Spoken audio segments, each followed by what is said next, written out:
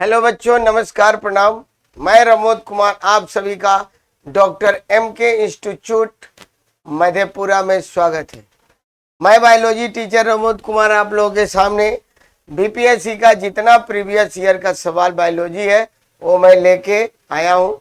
और आज हमारा 5वां दिन है, यानी 5वां वीडियो है, 5वां क्लास है। तो आइए अब क्वेश्चन की ओर चलते हैं। आपका पहला क्वेश्चन है, खमीर का उपयोग होता है। अब खमीर का उपयोग देखो कि किस में होता है। तो खमीर का जो उपयोग है, खमीर का मतलब होता है ईस्ट, ईस्ट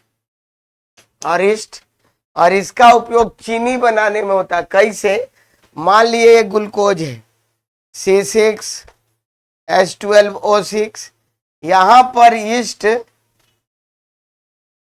एक एंजाइम स्रावित करता है जिसका नाम है जाइमेज। और यह एंजाइम जो है ग्लूकोज को किस में बदल दिया? 2C2H5OH। OH यह हो गया अपना क्या? Ethyl alcohol. क्या हो गया? Ethyl alcohol. प्लस यहां पर 2CO2 कार्बन डाइऑक्साइड गैस निकलेगी। ठीक है।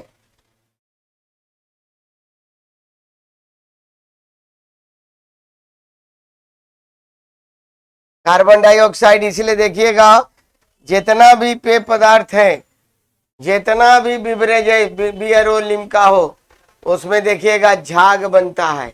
कौन सी गैस निकलती है? CO2। तो ये आपको इथाइल अल्कोहल क्या है? शराब, पीने वाले शराब। और इसके अतिरिक्त जो भी होते हैं मिथाइल अल्कोहल सब जहरीला होता है, उसके पीने से हमारी जान जा सकती है। तो ईस्ट का उपयोग जो है बेकरी उद्योग में भी होता है। किसमें? बेकरी उद्योग, बेकरी उद्योग, बेकरी उद्योग जहां पाव रोटी, डबल रोटी बनता है, उसको फुलाने के लिए बेकरी उद्योग में भी इसका उपयोग होता है। ठीक है। और देखो हाइड्रोक्लोरिक एसिड या HCl है, यह कहाँ पाया जाता है? अमाशय में। अमाशय कहाँ? अमाशय में पाया जाता है, अमाशय में। और यह क्या करता है? भोजन को अम्लीय बनाता है, अम्लीय बनाता है। और भोजन के साथ आए जीवाणु, भोजन के साथ आए जीवाणु को मारने का कार्य करता है। क्या करेगा? गलती से अगर थोड़े बहुत मात्रा में भोजन के साथ जीवाणु आ गए तो उनको नष्ट करेगा। जैसे हम लोग का ह्यूमन नेचर क्या है, अंगूर का दाम पूछे और उसको धोए साफ के नहीं, अंगूर पट से उठा के वो मुंह में डाल लिए। ठीक है। तो जैसे मुंह में डाले तब रोड पर धोल धोकर उसके साथ तो बैक्टीरिया जाएगा। तो उस कंडीशन में जो बैक्टीरिया जाएगा उसको यह HCl मारने का काम करता है। सल्फ्यूरिक, ये शराब इसका आंसर होगा। चीनी का सूत्र होता है C12H22O11।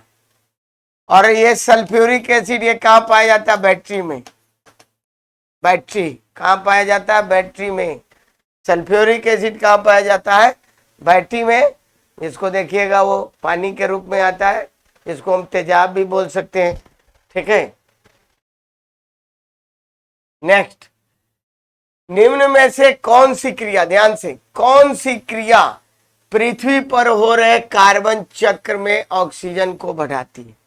यानी कार्बन चक्र जो बढ़ रहा है, कार्बन की मात्रा यानी कार्बन डाइऑक्साइड की मात्रा, तो उसको कम करके ऑक्सीजन को कौन बढ़ाएगा? अब देखो 6CO2 प्लस 12H2O। उसके बाद है सूर्य, सूर्य का प्रकाश। उसके बाद है पर्णहरित, पर्णहरित। यहां पर क्या बनेगा? C6H12O6 plus 6O2 plus 6H2O। तो यहां से क्या निकल रहा है? ऑक्सीजन, यानी कार्बन डाइऑक्साइड का अवशोषण हो रहा है और ऑक्सीजन निकल रहा है।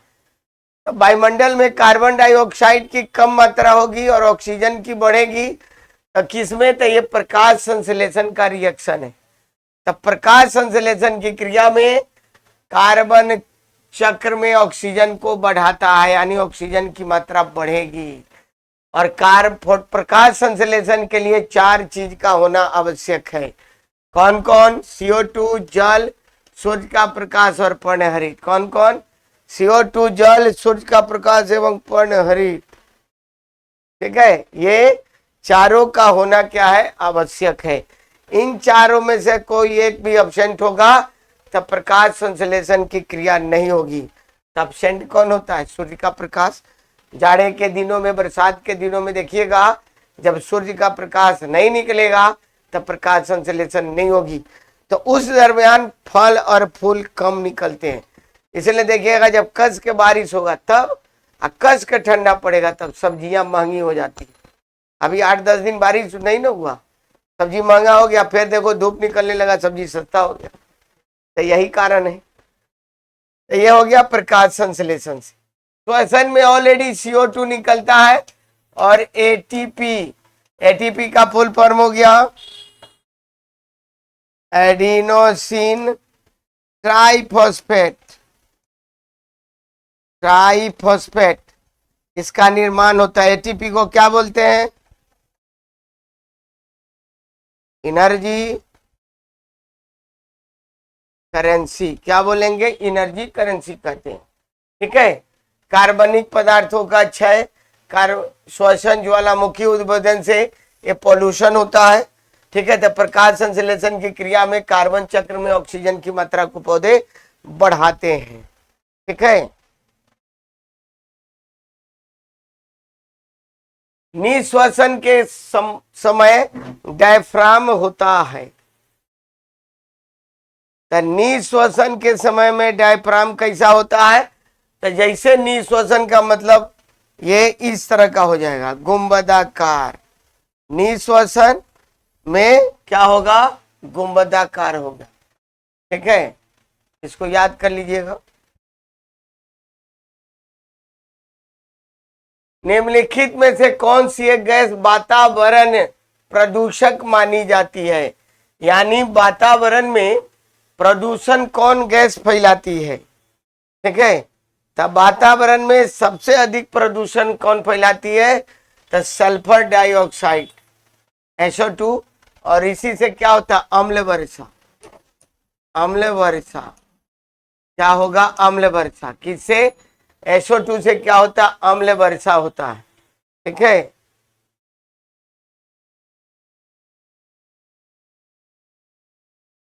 ठीक है।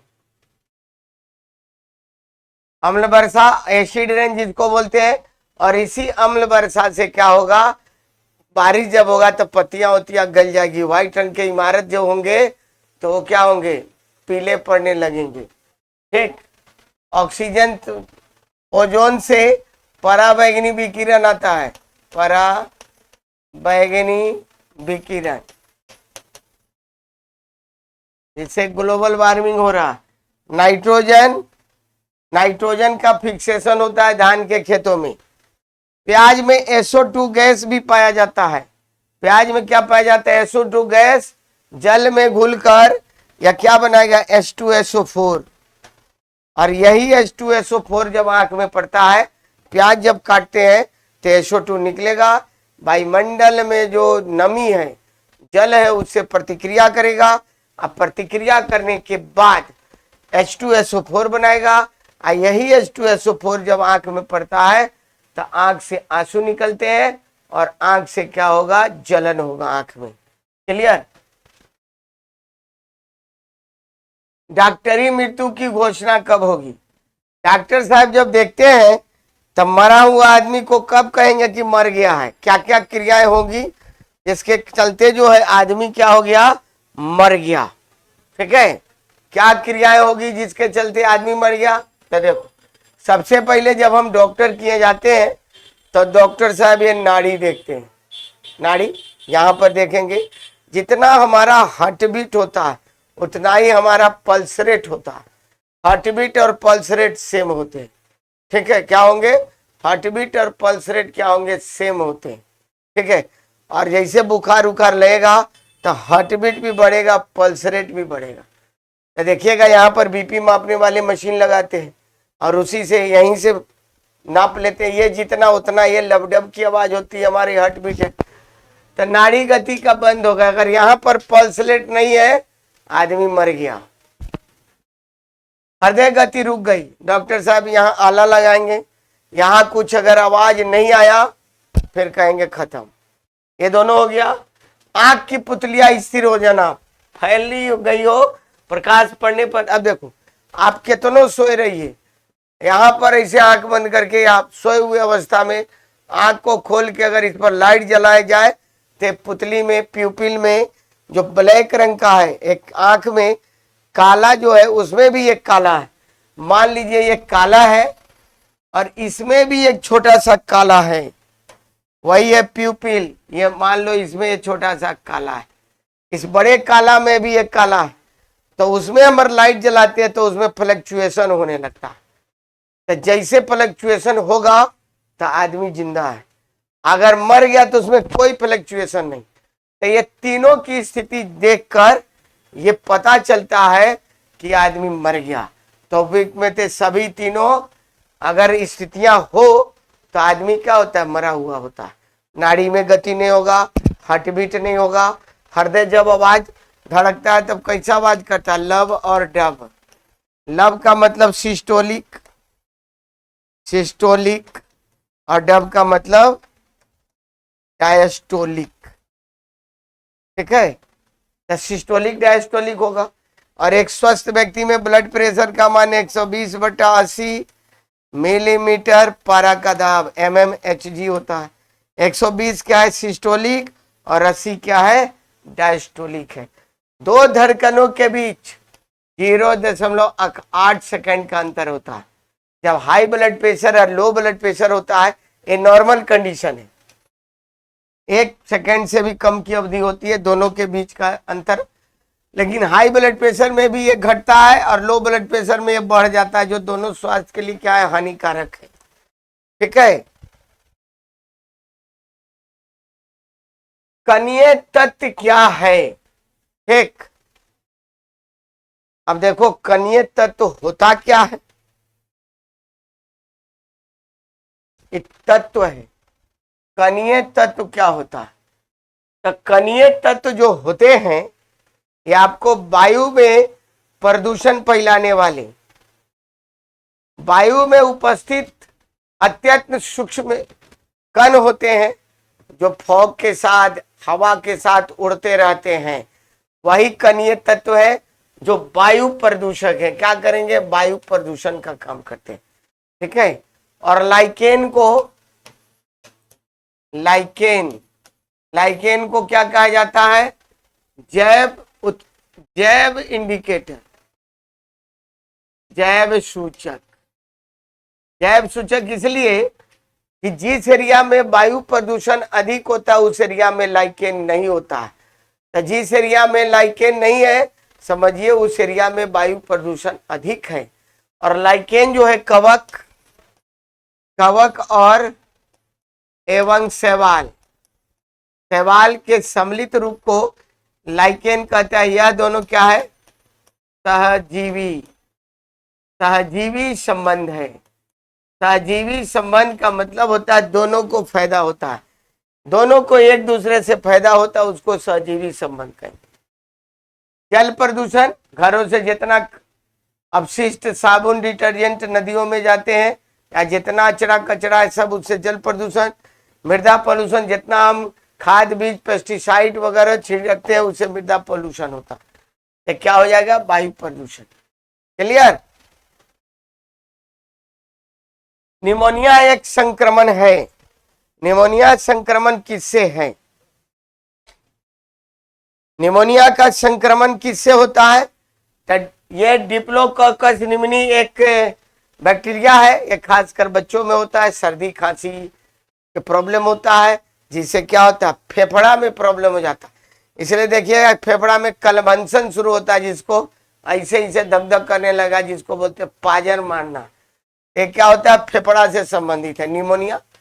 और डिप्लोकोकस निमोनी ये बैक्टीरिया का नाम है, फेफड़ा से होता है। ठीक है, त्वचा का कौन सा बीमारी होता है, कैंसर, कैंसर।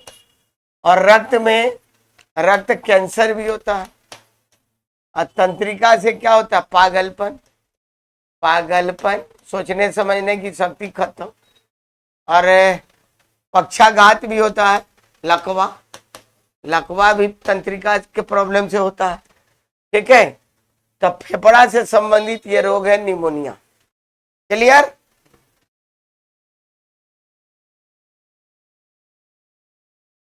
रात के समय यह सलाह दी जाती है कि पेड़ों के नीचे न सोए, क्योंकि रात के समय जो सलाह दिया जाता है पेड़ के नीचे नहीं सोना चाहिए, कारण है। अब देखो पौधे दिन में क्या करेंगे, प्रकाश संश्लेषण, प्रकाश संश्लेषण ये दिन में करेंगे, प्रकाश संश्लेषण। और 24 घंटा क्या करेंगे, 24 घंटा श्वसन, श्वसन। अब देखो जब दिन में प्रकाश संश्लेषण करेंगे, दिन में, तो दिन में प्रकाश संश्लेषण करेंगे तो क्या लेंगे, CO2। लेकिन 24 घंटा जब ये श्वसन करेंगे तो छोड़ेंगे क्या, छोड़ते हैं, CO2 छोड़ते हैं। अब प्रकाश संश्लेषण में CO2 लेते हैं, लेते हैं। तो दिन में प्रकाश संश्लेषण की क्रिया में जितना वो कार्बन डाइऑक्साइड पौधे लेते हैं उससे ज्यादा वो फोटोसिंथेसिस में छोड़ते हैं। इसलिए गर्मियों के दिनों में देखिएगा पेड़ के नीचे जब हम बैठते हैं तो हमको ठंडक महसूस होती है, लेकिन सांस तो 24 घंटा लेंगे। तो दिन में भी सांस जितना, सांस के द्वारा जितना कार्बन डाइऑक्साइड छोड़ते हैं उससे तो कई गुना प्रकाश संश्लेषण में ऑक्सीजन छोड़ते हैं। लेकिन रात्रि में ऑलरेडी कार्बन डाइऑक्साइड छोड़ते हैं, ऑक्सीजन तो छोड़ते नहीं है। तो रात्रि में प्रकाश के पौधा के आसपास कार्बन डाइऑक्साइड का कंसंट्रेशन, सांद्रता बढ़ जाती है। तो जैसे कार्बन डाइऑक्साइड का सांद्रता बढ़ेगी तो हो सकता है कि आपको सांस लेने में दिक्कत हो या दम घुटने के कारण आप मर भी सकते हैं। तो इसलिए रात के समय यह सलाह दी जाती है कि पेड़ के नीचे नहीं सोएं। क्लियर? तो क्या हो जाएगा, रात के समय में क्या करेंगे, तो कार्बन डाइऑक्साइड की मात्रा अधिक मुक्त करते हैं, CO2। तो CO2 जब मुक्त करेंगे तो ये आप मर सकते हो, ऑक्सीजन की अनुपलब्धता हो जाएगी, कम मात्रा में मिलेगा। और जैसे ऑक्सीजन कम मात्रा में मिलेगा तो आपको सांस लेने में दिक्कत होगी, आपकी मौत हो सकती है। इसलिए कहा जाता है कि रात्रि में आप पेड़ के नीचे नहीं सोएं। क्लियर? स्तनधारी में सामान्य श्वसन के दौरान डायफ्राम कैसा होता है, सामान्य श्वसन के दौरान स्तनधारी में डायफ्राम जो होता है ये क्या होता है, चपटा। कैसा होता है, चपटा। ठीक है, ये चपटा होता है, ये इस तरह का डायफ्राम। और डायफ्राम जब फैलेगा, ये यहाँ नीचे फेफड़ा के जस्ट नीचे की पोर्शन है, तो डायफ्राम जैसे ही फैलेगा तो वैसे ही क्या होगा, हम सांस लेंगे। और जब यह सिकुड़ेगा तो हवा बाहर की ओर निकलेगी, तब हम सांस छोड़ेंगे। एक होता है इंस्पायरेशन, एक होता है एक्सपायरेशन। ब्रीदिंग जो होता है, ब्रीदिंग श्वासोच्छ्वास, ये जो ब्रीदिंग होता है ये दो तरह का होता है। एक होता है इंस्पायरेशन, इंस्पायरेशन, और दूसरा होता है एक्सपायरेशन, एक्सपायरेशन। एक्सपायरेशन का मतलब होता है श्वास लेना, और इंस्पायरेशन का मतलब होता है श्वास लेना, और एक्सपायरेशन का मतलब होता है श्वास छोड़ना। तो जो श्वास लेने की क्रिया को क्या कहते हैं, इंस्पायरेशन, और श्वास छोड़ने की क्रिया को क्या कहेंगे, एक्सपायरेशन। तो जब हम श्वास लेते हैं तो उसमें ऑक्सीजन कितना % लेते हैं, मान लो 20% समथिंग 21, और छोड़ते हैं तो उसमें रहता है 17। 4% कहाँ गया? ग्लूकोज से प्रतिक्रिया करके कार्बन डाइऑक्साइड बना लिया। ऑक्सीजन कितना परसेंट रहेगा? CO2 0.03%। जब छोड़ते हैं तो उसमें कितना परसेंट रहेगा? 4%। तो ऑक्सीजन की मात्रा घटी और कार्बन डाइऑक्साइड की बढ़ी। वायुमंडल में नाइट्रोजन कितना परसेंट है? 78। जब हम छोड़ते हैं तो उसमें भी कितना होता है? 78। यानी जितना हम श्वास छोड़ते हैं, जितना लेते हैं नाइट्रोजन, उतना ही छोड़ते हैं। नाइट्रोजन की मात्रा में क्या होता है? कोई परिवर्तन नहीं होता। स्तनधारी में सामान्य श्वसन के डायफ्राम कैसा होता है? चपटा। क्लियर? एरोबिक श्वसन में दौरान पदों में CO2 का निष्पादन होता है। अब देखो, एरोबिक का मतलब एक होता है, एरोबिक का मतलब हो गया ऑक्सी श्वसन, ऑक्सी श्वसन, और एक होता है अन एरोबिक, अनऑक्सी श्वसन। पहले दोनों पद को समझिए। ऑक्सी श्वसन का मतलब हो गया, ऑक्सी श्वसन का मतलब हो गया क्या? तो श्वसन की वैसी क्रिया जिसमें ऑक्सीजन की उपस्थिति होती है। तो श्वसन की वैसी क्रिया जिसमें ऑक्सीजन की उपस्थिति होती है उसको हम लोग क्या कहते हैं? एरोबिक श्वसन कहते हैं। ठीक है?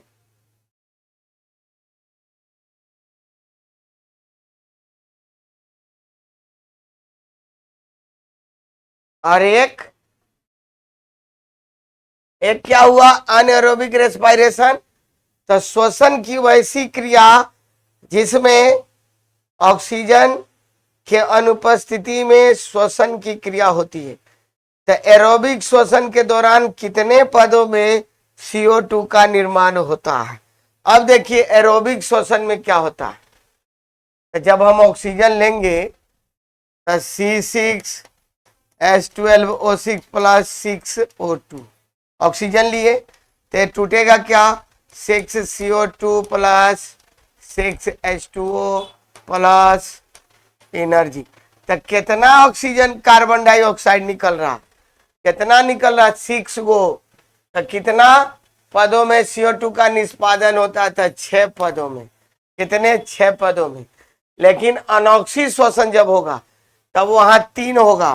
पायरोबिक, वहां तो ऑक्सीजन की उपस्थिति नहीं है, तो अनॉक्सी श्वसन, अनॉक्सी श्वसन में 3 और ऑक्सी श्वसन में 6, यानी 6 गो कार्बन डाइऑक्साइड में टूट रहा है। क्लियर?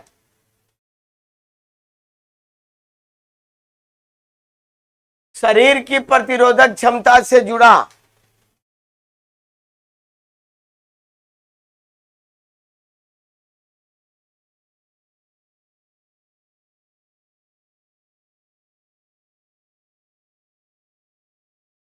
शरीर के प्रतिरोधक क्षमता से जुड़ा सबसे महत्वपूर्ण कोशिका प्रकार कौन है? प्रतिरोधक क्षमता का मतलब रोग प्रतिरोधक क्षमता। तो जैसे ही चला रोग प्रतिरोधक क्षमता होगा तो यहां हम लोग क्या करेंगे? लिम्फोसाइट। और लिम्फोसाइट ये WBC का प्रकार है। ठीक है? और इसमें T लिम्फोसाइट और B लिम्फोसाइट भी होता है। तो T लिम्फोसाइट ही रोग प्रतिरोधक क्षमता को डेवलप करता है। ठीक है? और ये WBC का जो आकार होता है अनियमित होता है, अनियमित, और इसकी संख्या होती है 8000 से 10,000 प्रति घन मिलीमीटर। ठीक है? और इसका निर्माण क्या होता है?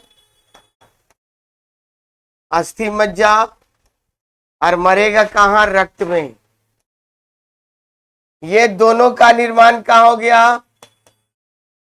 अस्थि मज्जा। अब मरेंगे कहाँ? स्प्लीन। स्प्लीन यानी प्लीहा। प्लीहा। आरबीसी का जो जीवन काल होता है 120 दिन का होता है, और प्लेटलेट्स का जीवन काल होता है 3 to 5 days। 3 से 5 दिन का होता है। ठीक है, और ये तीनों के तीनों आरबीसी, डब्ल्यूबीसी, ब्लड प्लेटलेट, तीनों के तीनों का निर्माण अस्थि मज्जा, बोन मैरो में होता है। ठीक है, ल्यूकेमिया कई प्रकार के कैंसर का एक नाम है जो अस्थि मज्जा में उत्पन्न होता है और बहुत संख्या में असमान रक्त कणिकाओं का बनना शुरू होता है। वह रक्त कणिका कौन है? तो ब्लड प्लेट, श्वेत रक्त कणिका, डब्ल्यूबीसी। आपको पता है कि डब्ल्यूबीसी में क्या होता है? केंद्रक होता है। ये दोनों में केंद्रक नहीं होता, लेकिन अपवाद है। आरबीसी में अपवाद है, अपवाद। ऊंट और लामा के आरबीसी में केंद्रक पाया जाता है। तो ऊंट और लामा के जब आरबीसी में केंद्रक पाया जाता है तो यह डब्ल्यूबीसी में केंद्रक होता है। इसलिए देखिएगा कभी कभी ये अनियंत्रित रूप से वृद्धि करने लगता है, बढ़ने लगता है, विभाजन करेगा, क्योंकि ऑलरेडी केंद्रक है। तो विभाजन जब करेगा तो उसकी संख्या बढ़ेगी, और जैसे बढ़ेगी तो एक रक्त कैंसर होता है जिसको ल्यूकेमिया कहते हैं। रक्त कैंसर को ल्यूकेमिया कहते हैं। तो जैसे ही डॉक्टर बोले रक्त ल्यूकेमिया है तो डब्ल्यूबीसी की संख्या बढ़ गई है। आरबीसी की संख्या बढ़ेगी तब कौन सा हो गया? पॉलीसाइथेमिया। कौन सा रोग होगा? पॉलीसाइथेमिया रोग होता है। तो डब्ल्यूबीसी का बढ़ेगा तो ल्यूकेमिया, आरबीसी का बढ़ेगा तो पॉलीसाइथेमिया। ठीक है, और डब्ल्यूबीसी का घटेगा तो रोग प्रतिरोधक क्षमता, और आरबीसी का घटेगा तो एनीमिया। ठीक है, नेक्स्ट, एक स्वस्थ वयस्क मनुष्य में कुल रक्त का परिमाप कितना होता है? 5 से 6 लीटर। और मनुष्य में औसत रक्त की मात्रा 5 से 6 लीटर, और शरीर के भार का 7% होता है। आपके शरीर में जितना वजन है अपना वेट कराइए और उसका 7% निकाल दीजिए, तो शरीर के भार का 7% होता है। और रक्त जो है यह क्या है? संयोजी उत्तक, संयोजी उत्तक। और इसी में क्या है? तरल संयोजी उत्तक, तरल संयोजी उत्तक। ठीक है,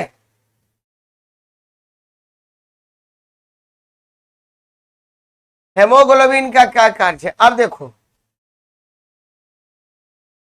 हेम का मतलब होता है आयरन, और ग्लोबुलिन का मतलब होता है प्रोटीन है, प्रोटीन है। तो ये आयरन, जब हम भोजन के द्वारा आयरन लेते हैं तब ग्लोबुलिन प्रोटीन से प्रतिक्रिया करके हेमोग्लोबिन बनाता है। और हेमोग्लोबिन जब हम श्वास लेंगे तो ऑक्सीजन से प्रतिक्रिया करके क्या बनाएगा? हेमोग्लोबिन। और CO2 से प्रतिक्रिया करके कार्बोक्सी हेमोग्लोबिन। हेमोग्लोबिन शरीर में O2 और CO2 के परिवहन, यानी ऑक्सीजन और कार्बन डाइऑक्साइड को लाने और ले जाने में सहायता प्रदान करता है। तो ऑक्सीजन का परिवहन करता है। ठीक है, ऑक्सीजन का परिवहन करता है। ठीक है, और एगो हेमोग्लोबिन 4, एक हेमोग्लोबिन 4 O2 को 4 O2 से प्रतिक्रिया करता है। यानी एगो हेमोग्लोबिन, क्या जैसे Hb है, Hb का मतलब हेमोग्लोबिन, तो यहाँ एगो oxygen O2 O2 O2 O2, 4 गो अणु ऑक्सीजन के अणु को ले जाने की क्षमता रखता है। ये ऑक्सीजन और CO2 का परिवहन करता है। और हेमोग्लोबिन के कारण ही रक्त का रंग लाल होता है और इसमें कौन सी आयरन धातु पाई जाती है। हृदय संकुचन के दौरान रक्त के वापस प्रवाह के दौरान कौन रोकता है। आप देखो, ये मान लीजिए हमारा हार्ट है, ये यहां पर देखो त्रिवलनी कपाट है, ये द्विवलनी कपाट है, तो ये बायां आलिंद ही संकुचन करता है। तो ये जो कपाट है ऊपर से नीचे ब्लड आएगा, लेकिन नीचे से ऊपर ब्लड नहीं जाएगा। क्या होगा, नीचे से ऊपर ब्लड नहीं जाएगा, रिवर्स साइड में नहीं जाएगा। तो जो बल्ब होते हैं वो रोकने का कार्य करते हैं। तो क्या होगा, हृदय के बल्ब जो है ये रक्त के प्रवाह को वापस यानी उल्टी दिशा में जाने से रोकने का काम करते हैं। क्या करेंगे, उल्टी दिशा में जाने से रोकने का काम करते हैं। ठीक है। आधान ट्रांसफ्यूजन में रक्त न केवल रक्त के प्रकार में बल्कि में भी संगत होना चाहिए। बल्कि, अब देखो, बल्कि का मतलब RH फैक्टर में भी संगत होना चाहिए। ठीक है। अब देखो, सबसे पहले देखिएगा कि आपको RH फैक्टर आंसर होगा। कोई भी ब्लड ग्रुप है, पॉजिटिव और negative, A positive A negative, O positive O negative, A भी पॉजिटिव ए भी negative, O negative O positive. ये RH फैक्टर क्या होता है, 1940 ईस्वी में लैंड एस्टीनर एवं वीनर ने रीसस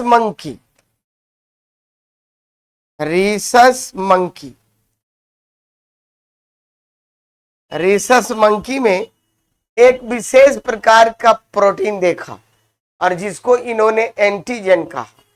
तो जिन लोगों में वह एंटीजन पाया जाता है उनका ब्लड ग्रुप क्या हो गया, RH पॉजिटिव यानी ब्लड ग्रुप पॉजिटिव, और जिनमें नहीं पाया जाता उनका ब्लड ग्रुप क्या हो गया, RH निगेटिव।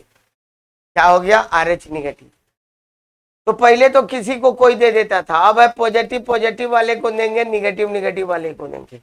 और इसी रिसर्च से ये बंदर में खोजा गया, इसी रिसर्च से RH फैक्टर बन गया। भारत में 97% लोग RH पॉजिटिव और 3% लोग RH निगेटिव होते हैं। लेकिन यूरोप में जस्ट उल्टा कंडीशन है। यूरोप में 85% RH पॉजिटिव और 15% RH निगेटिव होते हैं। यानी यूरोप में नेगेटिव ब्लड ग्रुप की फ्रीक्वेंसी अधिक है। तो सेम ब्लड ग्रुप होना चाहिए और जो RH फैक्टर है वो भी सेम होना चाहिए, तभी हम ब्लड ट्रांसफ्यूजन करेंगे। नहीं तो ये ब्लड एंटीजन एंटीबॉडी क्लम्प करेगा, चिपकेगा और जाके ब्लड वेसल्स में कभी ना कभी फंसेगा, जिसको एग्लूटिनेशन की क्रिया कहते हैं। और जैसे ब्लड वेसल्स में फंसेगा ब्लड का प्रवाह रुकेगा, हार्ट अटैक होगा, पेशेंट मर जाएगा। ठीक है। इनमें से एक रक्त दाब का मापक यंत्र कौन है। तो रक्त दाब मापने का यंत्र है स्फिग्मोमैनोमीटर। और स्फिग्मोमैनोमीटर में कौन सी धातु, Hg, पारा धातु का उपयोग होता है। यहाँ पर देखोगे जब मशीन बांधेंगे तो हवा कसेंगे और इस तरह का देखिएगा ये रहेगा, ये ऐसे। ठीक है। और इसमें ये बना हुआ रहता है और इसमें ये चढ़ेगा और ऊपर लेके जाएंगे, वहां एक साउंड सुनाई देगा लब, फिर हवा खोलेंगे नीचे लेके आएंगे, वहां साउंड सुनाई दिया डब। तो लब और डब सिस्टोलिक और डायस्टोलिक। तो लब सिस्टोलिक होता है 120 और डब डायस्टोलिक 80। ये नॉर्मल है। ये बहुत लोग में 110 से 120 में वेरी करता है, किसी को 120/80 नहीं होता है। ठीक है। तो आपका शरीर जिस प्रेशर पर नॉर्मल रहे उसको हम लोग ब्लड प्रेशर, जैसे बूढ़ों लोगों में 130/90 सिकुड़ जाती है तो उनका नॉर्मल मानते हैं। ठीक है। तो स्फिग्मोमैनोमीटर होता है। ठीक।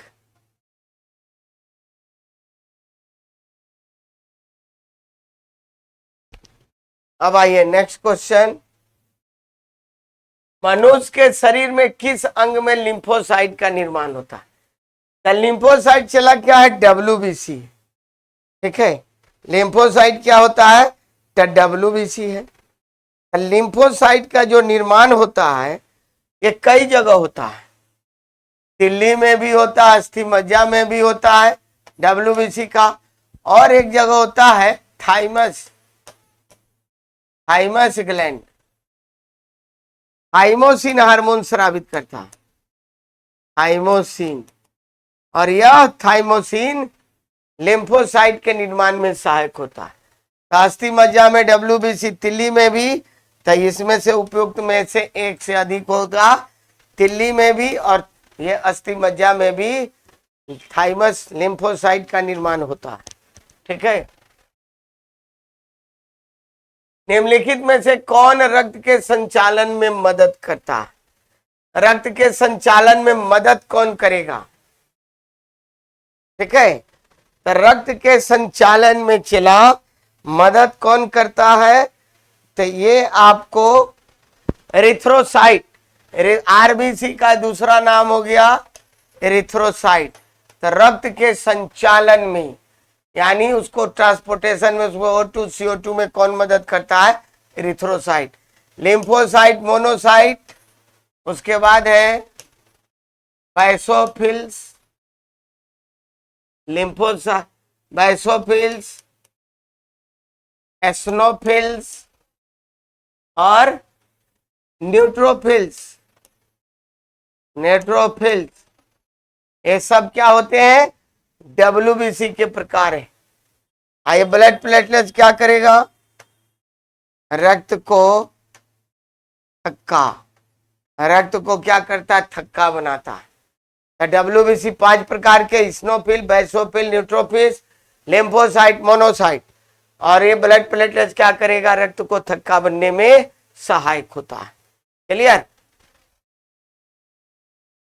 सर्वप्रथम मानव हृदय प्रत्यारोपण हुआ था, सर्वप्रथम मानव हृदय प्रत्यारोपण ये अफ्रीका में हुआ था, कौन किए थे, क्रिश्चियन बर्नार्ड, बर्नार्ड कौन किए थे, क्रिश्चियन बर्नार्ड। ठीक है, अफ्रीका में हुआ था, कौन किए थे, क्रिश्चियन बर्नार्ड किए थे। ठीक, सर्वदाता वर्ग के रक्तदान का ग्रुप कौन है, सर्वदाता कौन है, जो सबको ब्लड देते चलता है, वह कौन है, O। क्यों, क्योंकि O के पास एंटीबॉडी यानी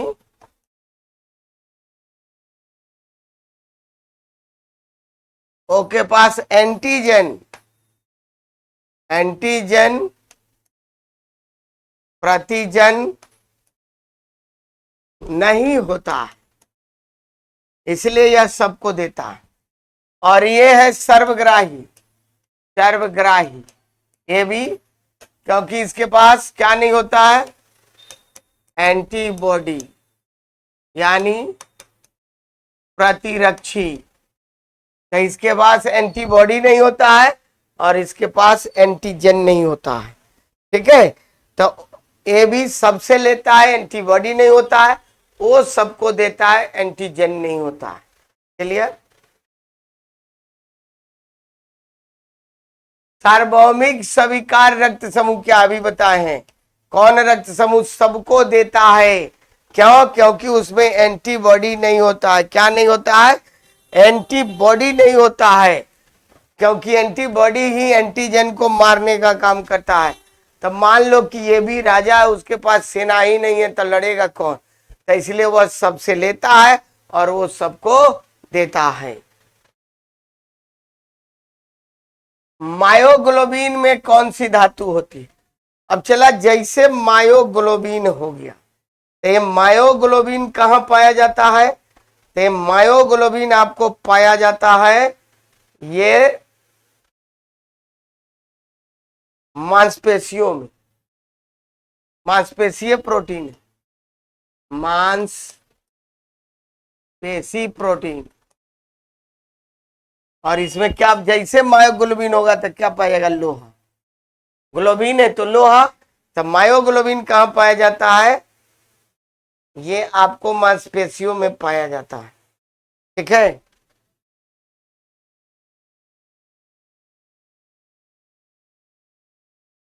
मनुष्य के शरीर में खून के शुद्धिकरण की प्रक्रिया को क्या कहते हैं? डायलिसिस। और डायलिसिस कब होगा? किडनी खराब, जब दोनों किडनी खराब होगा तब डायलिसिस होगा। और डायलिसिस को बोलते हैं अपोहन। क्या बोलेंगे? अपोहन कहते हैं। डायलिसिस को क्या कहते हैं? अपोहन कहते हैं। और अपोहन की क्रिया शरीर के बाहर होती है, यानी पाइप के द्वारा निकाल के और मशीन में फिल्टर करके डाल दिया जाता है। और जिस मशीन से डायलिसिस होता है उसको बोलते हैं डायलाइजर। यानी डायलिसिस वाले मशीन को क्या कहते हैं? डायलाइजर कहते हैं। क्या कहते हैं? डायलाइजर कहते हैं। ठीक है। पैरालिसिस बोलते हैं लकवा। लकवा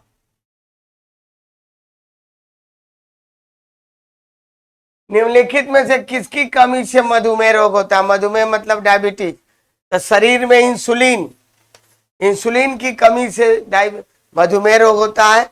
और इंसुलिन जो है ये अग्न्याशय के लैंगरहैंस दीपिका, लैंगरहैंस दीपिका के बीटा सेल से स्रावित होता है। इससे लैंगरहैंस दीपिका के बीटा सेल से स्रावित होता है। इसी बीटा सेल में जब प्रॉब्लम होता है तो शरीर में इंसुलिन की मात्रा घट जाती है, जिसमें ब्लड शुगर की मात्रा बढ़ जाएगी, जिसको हम लोग डायबिटीज एथी कहते हैं। ये आपको मधुमेह कहते हैं। और इंसुलिन में कौन सा? जेडन, जस्ता धातु होता है। धातु एक डहेलिया फूल है, डहेलिया के जड़ से इंसुलिन प्राप्त होता है। क्या होता है? इंसुलिन प्राप्त होता है। क्लियर? ये मेरा वीडियो कैसा लगा इसको लाइक कीजिए, कमेंट कीजिए और अपने ग्रुप में शेयर कीजिए। आज जो नए देख रहे हैं डॉक्टर MK इंस्टीट्यूट मधेपुरा के चैनल को सब्सक्राइब कीजिए। फिर कल मिलेंगे अगले वीडियो में। तब तक के लिए थैंक यू, धन्यवाद।